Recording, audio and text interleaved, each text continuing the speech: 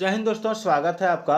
आज का जो टॉपिक है वो है सामान्य विज्ञान, जिसमें मैं अभी आपको 20 प्रश्न कराने जा रहा हूँ। ठीक है, इसमें 20 प्रश्न कराने जा रहा हूँ, तो पूरा वीडियो देख के जाइएगा और आपको कितना पता है ये भी कमेंट कीजिएगा। तो पहला सवाल आप देख सकते हैं, एसी परिपथ में एसी मीटर मापता है। देखिए एसी परिपथ में एसी मीटर क्या मापता है।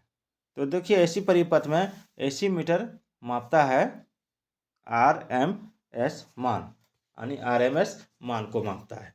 चलिए, अगर आप इसका आंसर जानते हैं तो कमेंट जरूर कीजिएगा कि मैं इसका आंसर जानता था।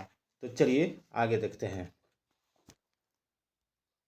अगला सवाल, जब किसी दर्पण से कोई प्रकाश तरंग परावर्तित होती है तब परिवर्तन होता है। तो किसका परिवर्तन होता है? तो इसका राइट आंसर हो जाएगा आपका ऑप्शन 2, उसके आयाम में। ठीक है, जब किसी दर्पण में कोई प्रकाश तरंग परावर्तित होता है तब परिवर्तन होता है उसके आयाम में। चलिए अगर आगे बढ़ते हैं। स्थलीय वातावरण में सबसे प्रचुर मात्रा में डैश कार्बनिक यौगिक कौन सा है? तो इसका राइट आंसर हो जाएगा आपका ऑप्शन 2, सेल्यूलोज। चलिए, प्रकाश संश्लेषण की क्रिया का उत्पाद निम्नलिखित में से कौन सा है? तो प्रकाश संश्लेषण की क्रिया का उत्पाद ये हो जाएगा आपका ऑप्शन 3, ऑक्सीजन। पौधों में द्वितीयक वृद्धि की निम्नलिखित में से कौन से ऊतक उत्तरदायी होते हैं? तो ये हो जाएगा आपका ऑप्शन 2, एक मिनट,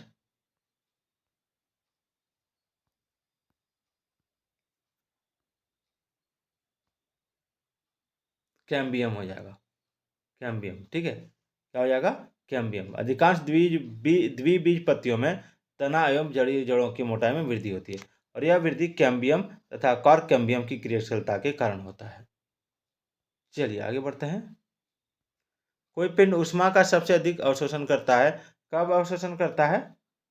तो चलिए इसका आंसर यहाँ देखते हैं, ऑप्शन देखते हैं पहले।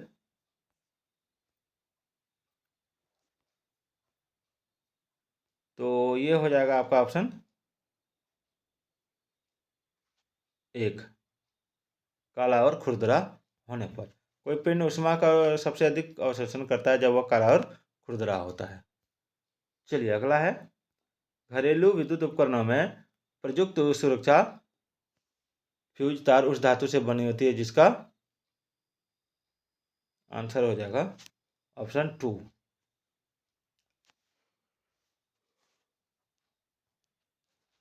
चलिए, निम्नलिखित में से विद्युत का बेहतर संचालक कौन सा है? तो देखिए विद्युत का बेहतर संचालक हो जाएगा आपका ऑप्शन 4, लवण जल।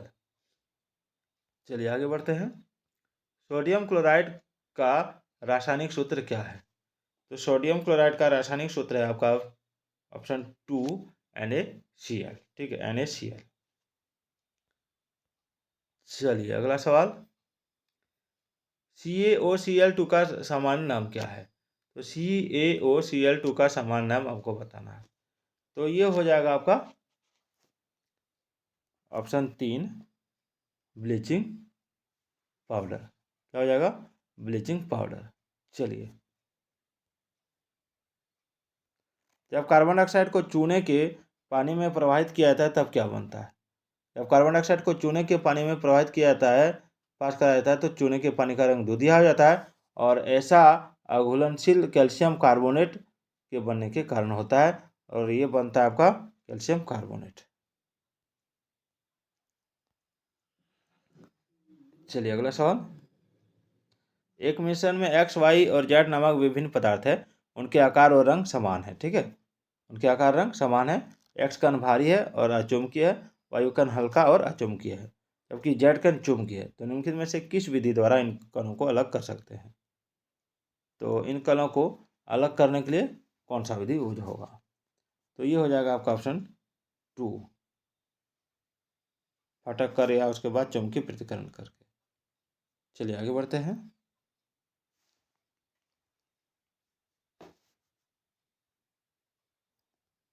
दो निकटस्थ वस्तुओं में भेद करने की क्षमता को क्या कहते हैं? तो देखिए दो निकटस्थ वस्तुओं में भेद करने की क्षमता को क्या कहेंगे? इसका ऑप्शन देखते हैं।